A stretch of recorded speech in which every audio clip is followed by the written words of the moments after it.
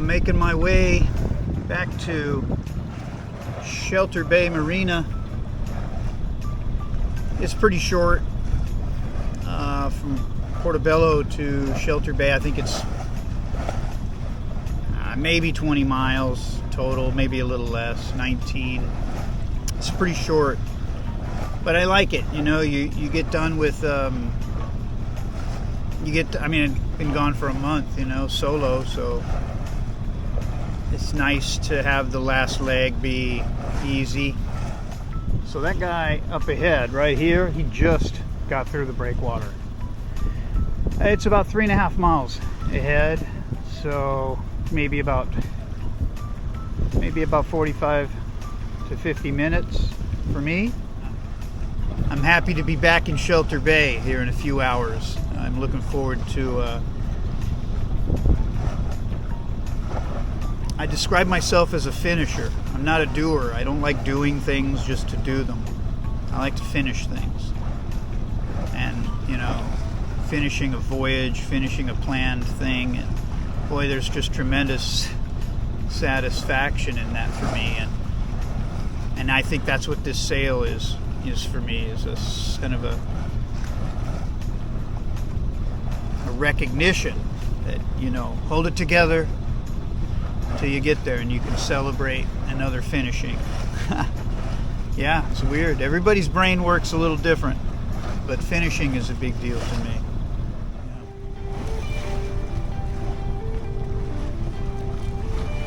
You can see the pillars of the Atlantic Bridge.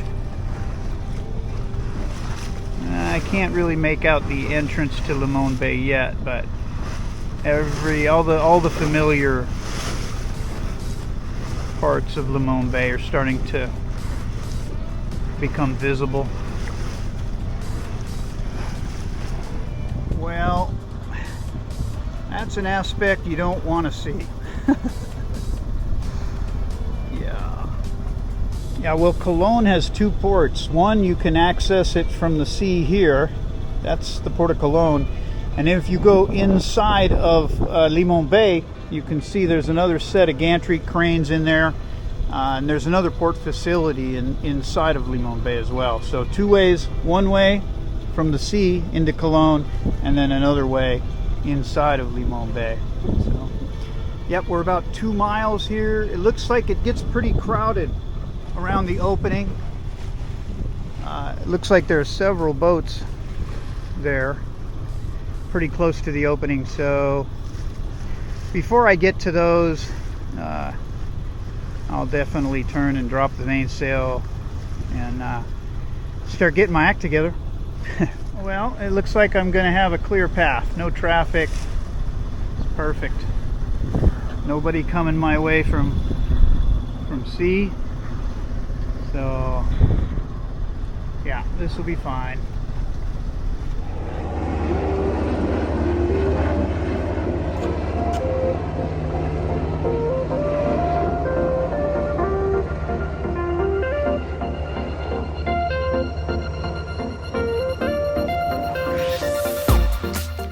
Whoa, check this out, a real Warham catamaran. And honestly, the first one I've ever seen tied up in person.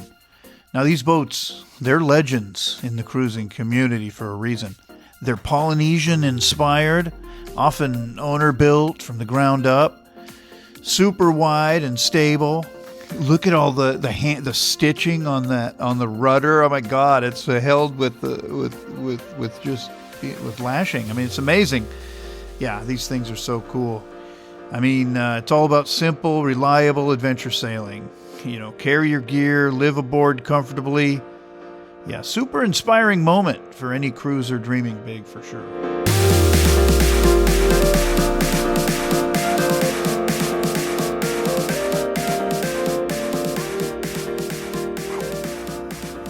Cool. Yeah, that trip to the San Blas, man, it was amazing. I loved it. I'm going to do it again for sure, and I've got other plans, right? I want to do Bocas del Toro too, so I'm not in any rush. I'll do it when I do it.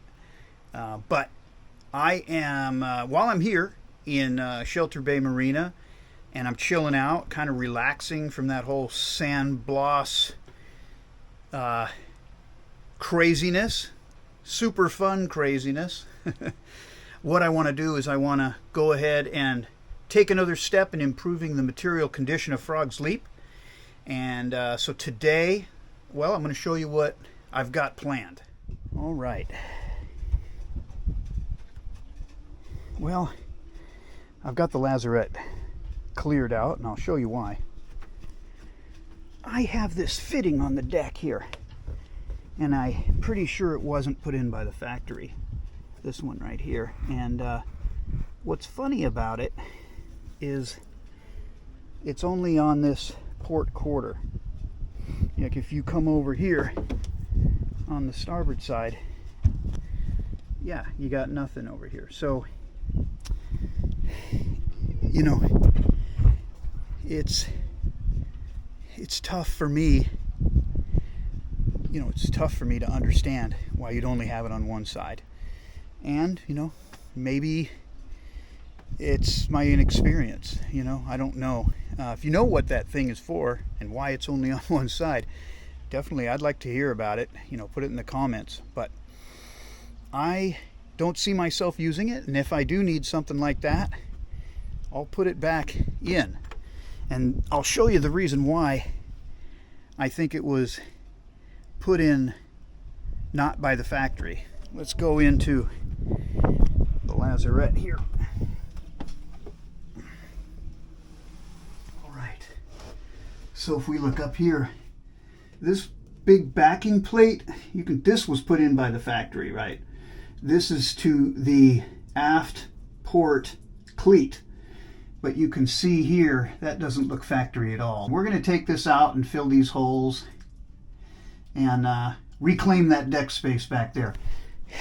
Because I'll be honest with you, you know, when I see that thing, because I haven't used it in the 5 years I've been on this boat, it's just unnecessary. Even with the spinnaker, it's unnecessary.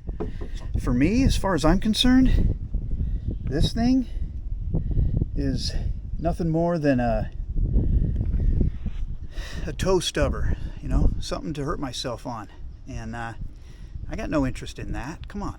Well, the first thing I need to do is figure out what size we're talking about. My guess is, let's grab these. It could be that one. Yep, that's it. Okay, because I think I'm going to need to put a wrench here, and it can lodge up against, you know, this bit here and the bulkhead here, and then I can unscrew it from the bottom. Okay. Oh yeah, perfect. Maybe we could do something like this.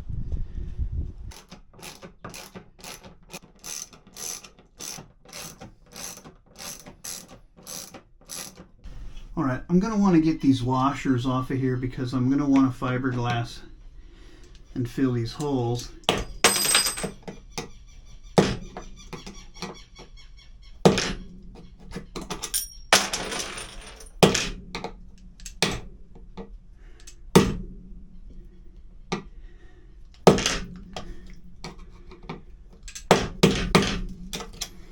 There we go.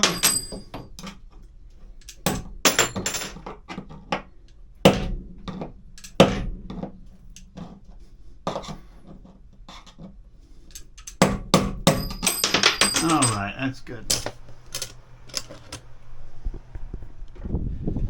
Okay. All right, let's see. I should be able to pull this thing right out, right? There's no reason this thing's not screwed in anymore, right? So, yeah, maybe you do.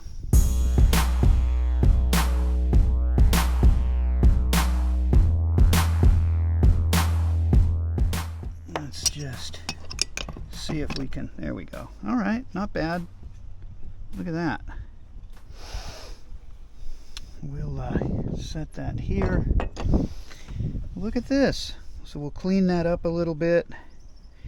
I've got the area cleaned up. Now, you can see it's still pretty dark right there, but I think that's the original color of the deck, to be honest. All right, well, the next step, I'm going to get my drill out. I'm going to bore out those holes a little bit with a little flange so that, you know, I can put some thickened epoxy in there on some fresh wood and get a nice repair there.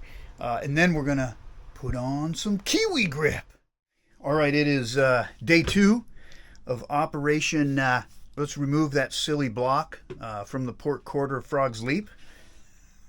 I honestly have no idea what the heck it was for. New day, right? We're going to do some epoxy, same thing, pack it. But this time, I'm going to use the brush to wet out the little repairs again. And then I'm going to come back and add the fumed silica thickener. And then we're going to actually put the patch on the underside. For the underside, I'm going to use this. It doesn't have to be near as smooth or perfect. And then on the top side, I'm going to use this because see if I can go over the diamond pattern and in such a way that will sort of keep the diamond pattern that exists. And I didn't do that as well on the other side. And so I'm just, you know, trying to learn from the past and see if I can improve, right?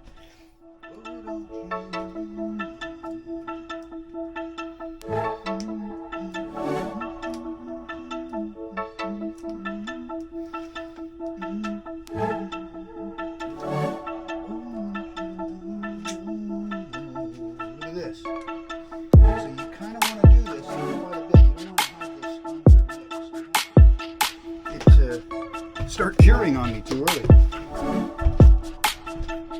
Okay, the fumed silica.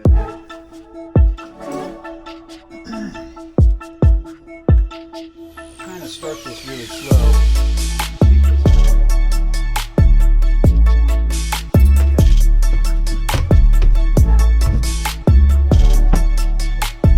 Woo! Wow, that was crazy.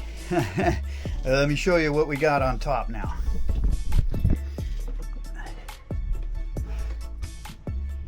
I did my best to kind of keep the pattern, so I think it'll go, when I put the kiwi grip, I think it'll look fine.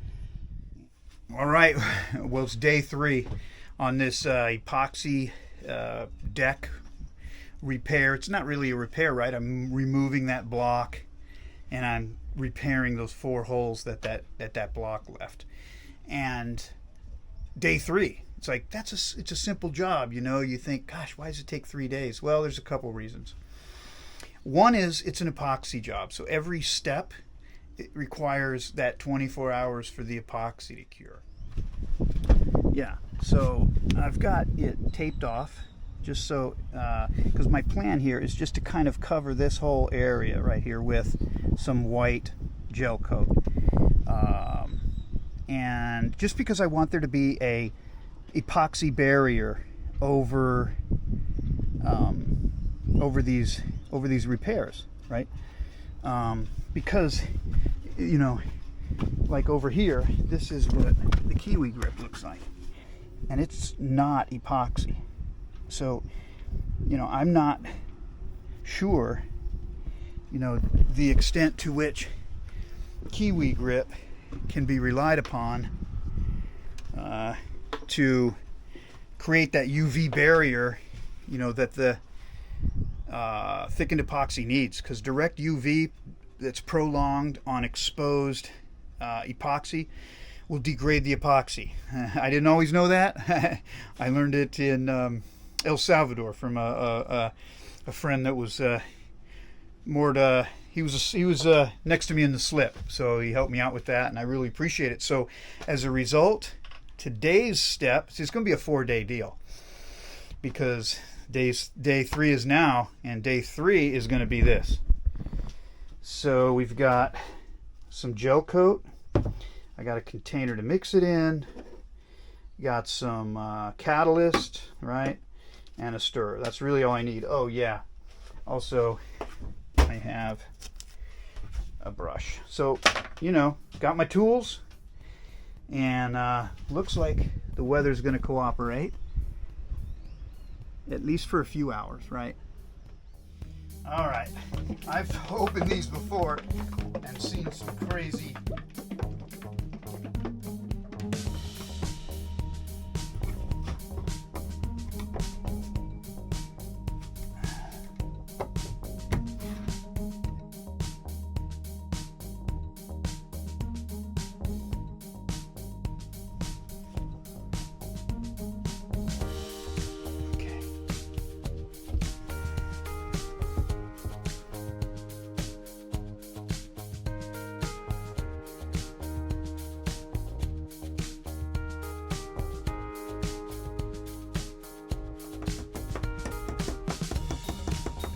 Probably enough.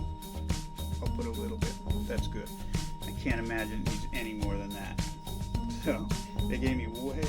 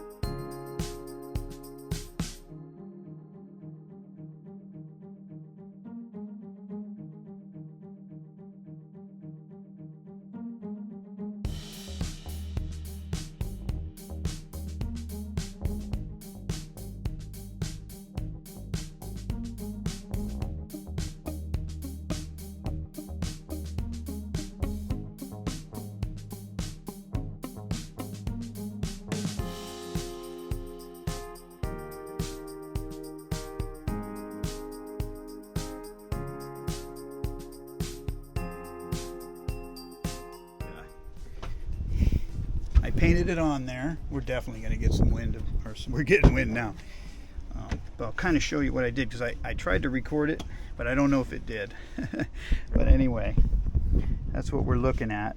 Where the patch was, I got a nice solid, and then what I do is I kind of feather it out over the remaining bit of non-skid, because what you want to do is when you come over this whole thing, which I'm going to do tomorrow, assuming I have good weather, is with the Kiwi grip, you don't want to be able to see any hard lines where the patch was. You want your eye to sort of go, oh, I don't know, you know, sort of, it won't even notice it, right? But if you have a hard line here where the gel coat ends, then when you go over with that Kiwi grip, especially on the first coat, you'll be able to see the border, you know. So you feather it out a little bit like that. Feather it out, baby. Let me show you what I've got going on here.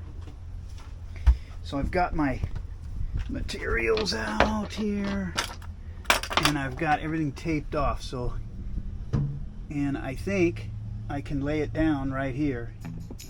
This one done. There we go. Okay, not bad. Let's just do that.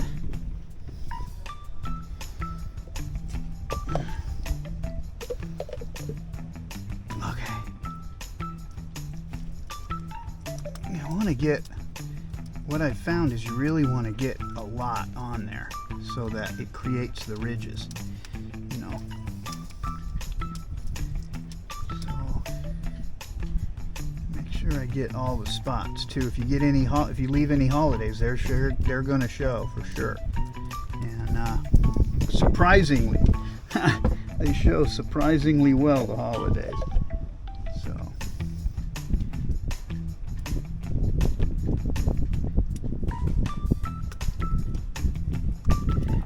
Have to get those edges I found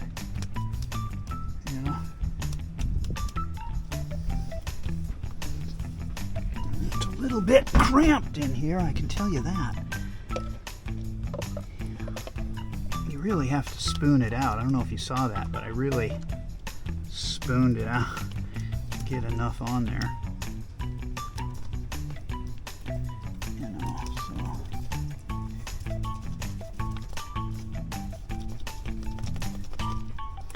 Get a real good. Now I'm just going to go through here and pound down on it. Pound town. Yeah. Because you want to make sure there's grooves in there, you know. And if you don't do that, well, you're not going to get a good connection. I'm going to do one more so I can get a lot of material down and spread it out. Okay? Lots of material. Here we go. This is a little bit different technique than I've done in the past. Just trying to load up the material here. And we'll see. Maybe I got too much material down, but I'd rather do too much than too little here. All right, here we go. Now let's go ahead and roll it. Ooh, look at that. Yeah, you need a lot of material. Look at that. Makes big ridges with more material. So maybe, oh, that looks really great. Look at that. Oh.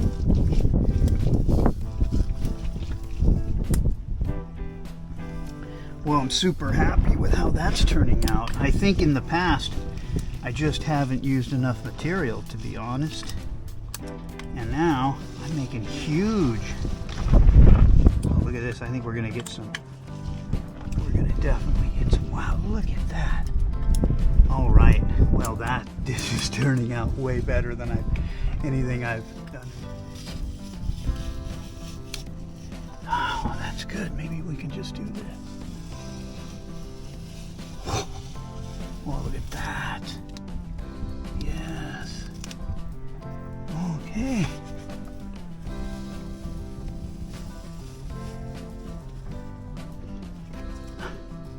See, this dries really fast. It's already starting to dry.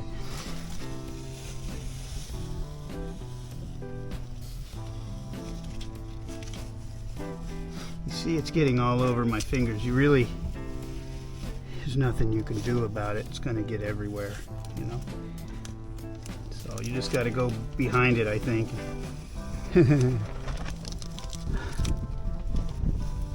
Well, you can see it drying over here already. It dries very fast. This was my experience on these other ones too. This one's not gonna. There we go. And oh, look at that. Oh, wow, really good. Okay, yeah, look at this. You compare them. Look at the ridges. If you really load it up with material, you get a better outcome. Look at that. And then this one, not quite as good with the ridges. They'll wear down over time, but yeah, not bad. Not bad. So I have to decide whether I want to tackle the other side. But here's the thing, you know, when I look over here, those are, I mean, they're potentially rain clouds, but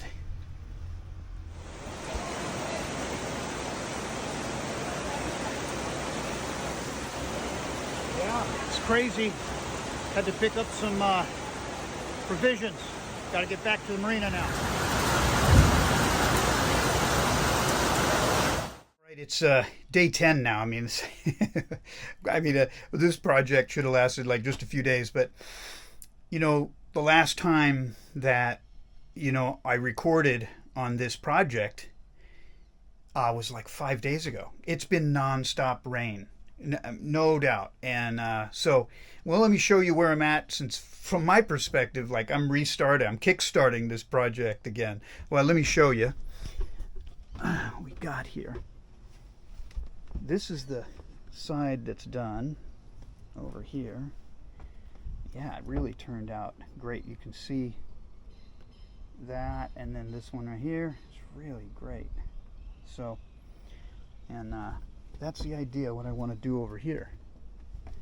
You can see I already had that one done from before, and this one's taped off, so it's ready to go.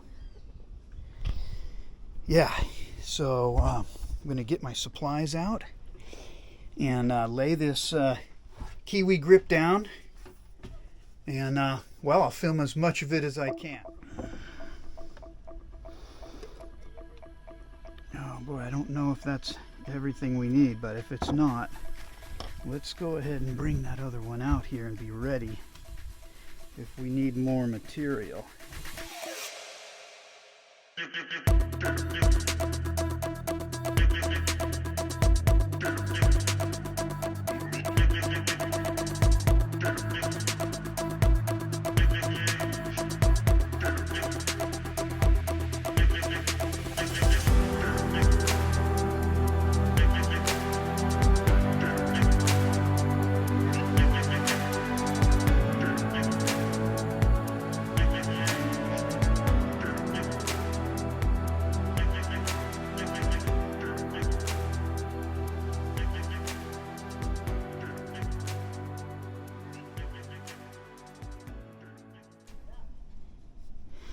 I think that's actually gonna turn out okay.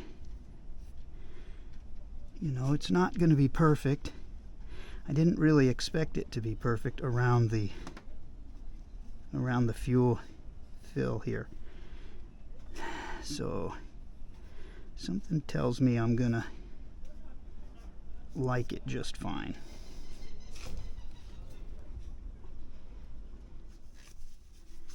I'm just glad I didn't have to retape. That made it go a lot quicker. So perfect. Now I can continue doing stuff. And I don't need that. And I'm gonna have to do that again, I think, but I'm gonna go ahead and put all this away. Yeah. My friend Miguel, who works here at the marina, he is a trained fire breather, and from time to time he will come and do a show.